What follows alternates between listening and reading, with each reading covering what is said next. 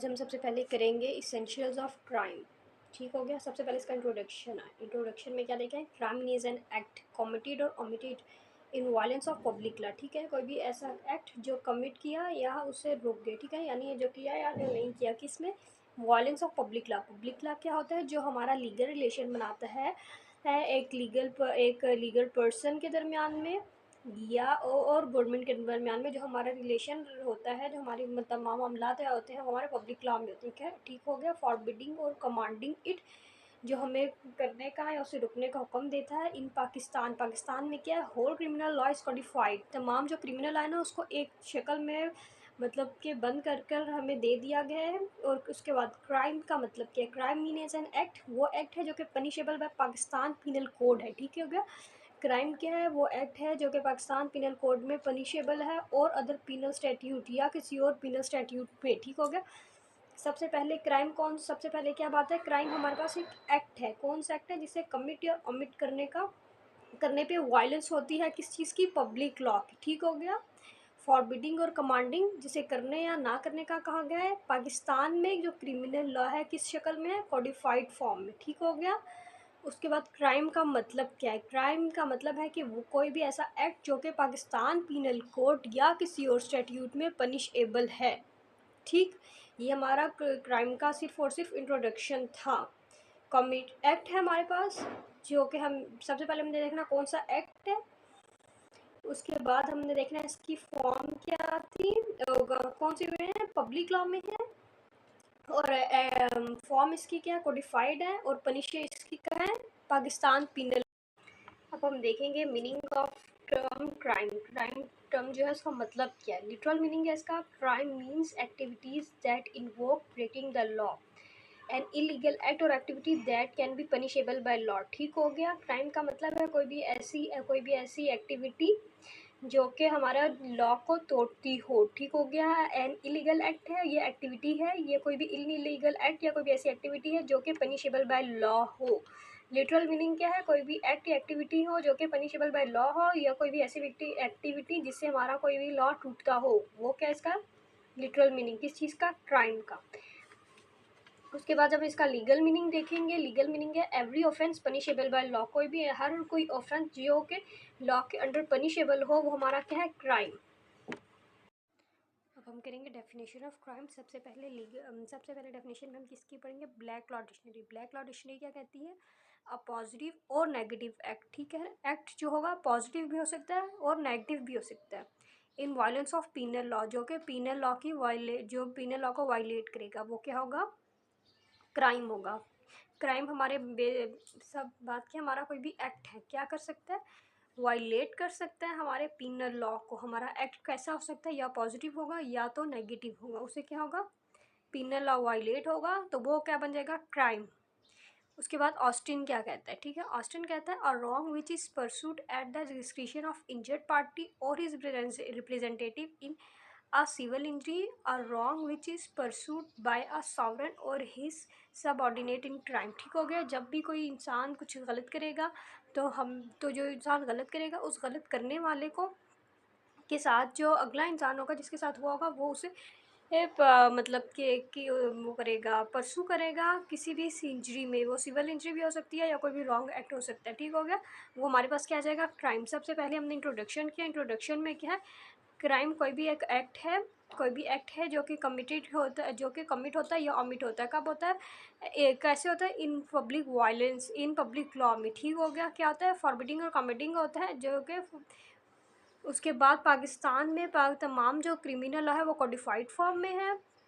और क्राइम का मतलब कोई भी ऐसा एक्ट है जो कि पाकिस्तान पीनल कोड में पनिशेबल हो। ठीक हो गया। उसके बाद लिटरल मीनिंग है। लिटरल मीनिंग में एक्टिविटी है कोई भी ऐसी एक्टिविटी है जो कि हमारा कोई भी लॉ तोड़ी हो, या कोई लीगल एक्ट है जो कि पनिशेबल बाय लॉ हो, इसका लिटरल मीनिंग है। लीगल मीनिंग इसका ये है कि कोई भी ऑफेंस है जो कि लॉ के अंडर पनिशेबल है, वो हमारा क्राइम है। उसके बाद ब्लैक लॉ डिक्शनरी में क्या है, पॉजिटिव और नेगेटिव एक्ट है जो कि लॉ को वायलेट करता है। ऑस्टिन कहता है कि कोई भी ऐसा एक्ट हो जो कि कोई भी इंसान करे जिससे कोई पार्टी इंजरी हो जाए, कोई भी पार्टी इंजर्ड हो जाए, तो उसकी रिप्रेजेंटेटिव या वो खुद उसके खिलाफ आप सिविल नेचर का कोई भी केस कर सकते हैं। सिविल कोई भी इंजरी हो जिसके खिलाफ कोई भी केस कर सकता है, कोई भी सॉवरेन बॉडी कर सकती है। वो तमाम चीज़ें किस चीज़ में आएंगी, अंडर क्राइम पे आ जाएगी। ऑफ क्राइम, ठीक हो गया। सबसे पहले क्या, ह्यूमन बीइंग, मतलब कि सबसे पहले ह्यूमन चाहिए, सब्जेक्ट फॉर पनिशमेंट होनी चाहिए और लीगल ऑब्लिगेशन होनी चाहिए, ठीक है। कोई भी इंसान हुआ, उसने कोई ऐसा एक्ट किया होगा जो अंडर जिसके मतलब जिसके बदले में उसको पनिशमेंट मिल सकती है, और उसने लीगल ऑब्लिगेशन मतलब कि कानूनी तौर पर जिसे मना किया गया वो वाला एक्ट उसने किया हो, तो ये हमारा एसेंशियल क्राइम का। उसके बाद मेंस रिया, मेंस का मतलब क्या, टेंशन, ठीक हो गया। Second important essential of the crime is the mains रिया और इवल इंटेंशन, ठीक है। जब तक इंसान सोच के मतलब अपनी मतलब चाहा होगा कि ये मैंने करना है, मतलब सोच के जब तक एक्ट नहीं किया होगा वो उसकी इंटेंशन पे नहीं आएगा, मेंस रिया इवल इंटेंशन, ठीक हो गया। जब कोई इंसान ऐसा एक्ट करेगा जो कि उसने ईवल इंटेंशन के उस पर किया होगा, हमारा क्राइम पे एसेंशियल एलिमेंट हो जाएगा। There can be no crime of any nature without an evil mind. यहाँ कोई मतलब किसी भी ऐसी मतलब इंसान ने कोई अपनी बुरी सोच अपनी ऐसे जो काम नहीं किया होगा वो क्राइम पे उसमें जुड़े नहीं है। Crime requires a mental element even it in strict और absolute liability of some mental element in required, ठीक है। मतलब बिल्कुल उसने सोच के समझ के या किसी तरीके से मतलब उसने अपनी दिमागी हालत को उसके मतलब दिमागी हालत दुरुस्त एक्ट किया है, वो हमारे क्राइम है। Why mens is considered as a fundamental principle of penal liability, ठीक हो गया। इसलिए क्या कहा जाता है कि ये एसेंशियल एलिमेंट है, that's why considered fundamental principle, मतलब कि ये फंडामेंटल प्रिंसिपल है पीनल लायबिलिटी का, ठीक है। सबसे पहले इंसान होना चाहिए जिसने एक्ट किया, उसके बाद उसकी मतलब उसका इरादा हो चाहिए, नियत चाहिए, ठीक हो गया।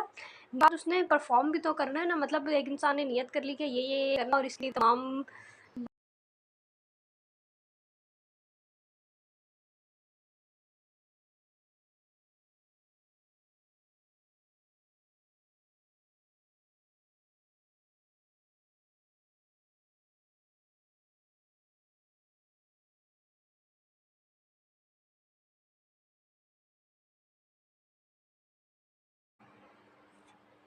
चलो जी, मेंस्ट्रिया का मतलब है इवल इंटेंशन, मतलब इंसान की सोच होगी और वो जुर्म करेगा तो वो मेंस्ट्रिया हो जाएगा। उसके बाद एक्टेस्ट्रिया, मतलब अगर जब तक वो एक्ट ही नहीं करेगा तो जुर्म तस्वुर भी नहीं होगा, उसकी सज़ा भी नहीं हो सकती, ठीक हो गया। उसके बाद सम ओवरेट एक्ट और illegal omission is in necessary to take place in pursuance of guilty intention, ठीक है। उसको कोई गिल्टी इंटेंशन थी और उसने वो एक्ट किया।